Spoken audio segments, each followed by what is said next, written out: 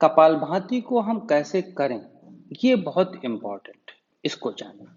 कपालभाति के कई प्रकार होते हैं, लेकिन आज हम सिर्फ 2 प्रकार बताएंगे और नेक्स्ट इसके वीडियो में तीसरा वाला। कपालभाति जो सबसे पहले बिगिनिंग में होनी चाहिए, वो कपालभाति अपने को चेक करके कर लें।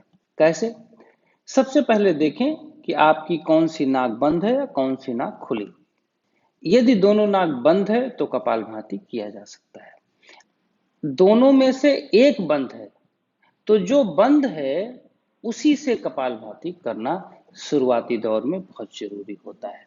तभी आप बहुत जल्दी बेनिफिट, बहुत जल्दी लाभ उठा सकते हैं। जैसे मान लो मैंने मेरी 2 नॉस्ट्रिल है और मेरी दाहिनी वाली बंद है और बाईं वाली खुली हुई है। तो जो खुली हुई है आप उसको बंद कर लें ऐसे, ठीक है। और राइट से आप कपालभाति करें। कैसे करेंगे?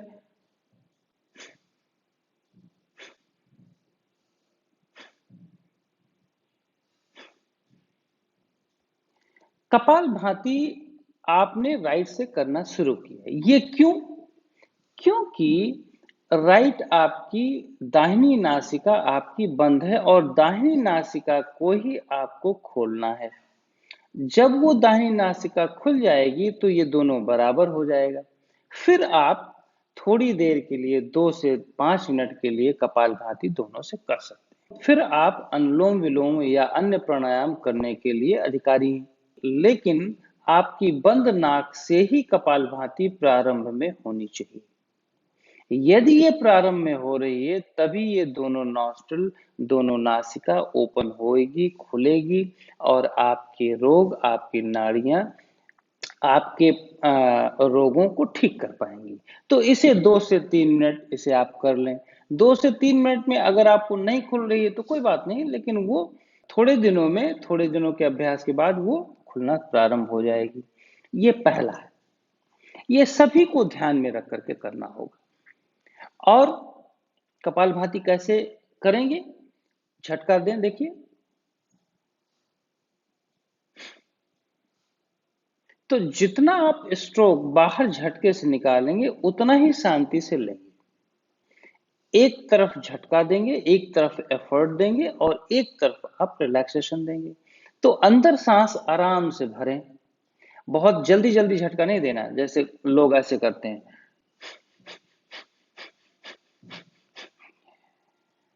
ये करने से आपके चेहरे में तनाव आ जाता है।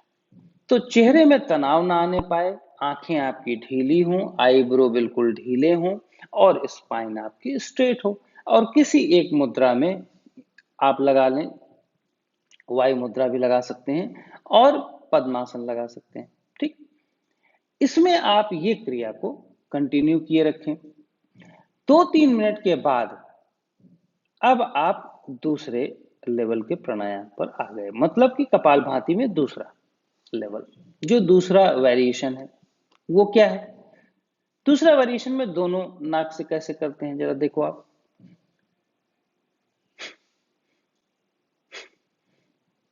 मेरे अनुभव में यदि आप 1 सेकंड में एक कपालभाति करते हैं या 60 सेकंड में 60 बार करते हैं तो बहुत फायदेमंद है।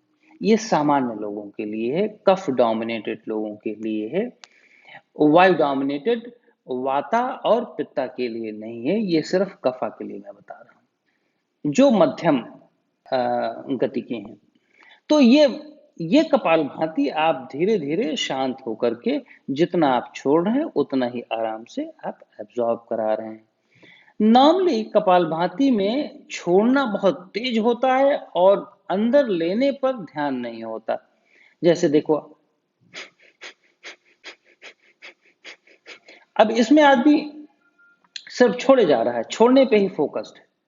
लेकिन आपका माइंड छोड़ने पर, मेरे अनुभव में छोड़ने पर और लेने पर, आराम से एब्जॉर्ब कराने पर, दोनों पर अनुभव होना चाहिए।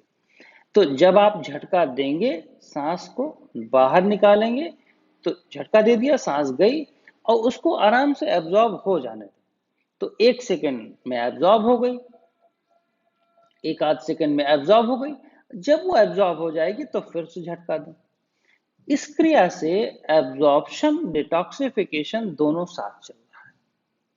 तो आपकी लंग्स की मूवमेंट में पिचकाव भी हो रहा है और आराम से एब्जॉर्प्शन भी हो रही है। नहीं तो क्या होता है कि जो सामान्य कपालभाति होती है उसमें केवल लंग्स को ऐसे ऐसे झटके से पिचकाया जाता है, बहुत झटके से जल्दी जल्दी पिचकाया जाता है, तो आदमी थक जाता है और आदमी का स्ट्रेस आ जाता है चेहरे पर और वायु बढ़ जाती है और कफ तो नहीं बढ़ता क्योंकि कफ रिड्यूस होता है, कम होता है, लेकिन पित्त भी बढ़ जाता है।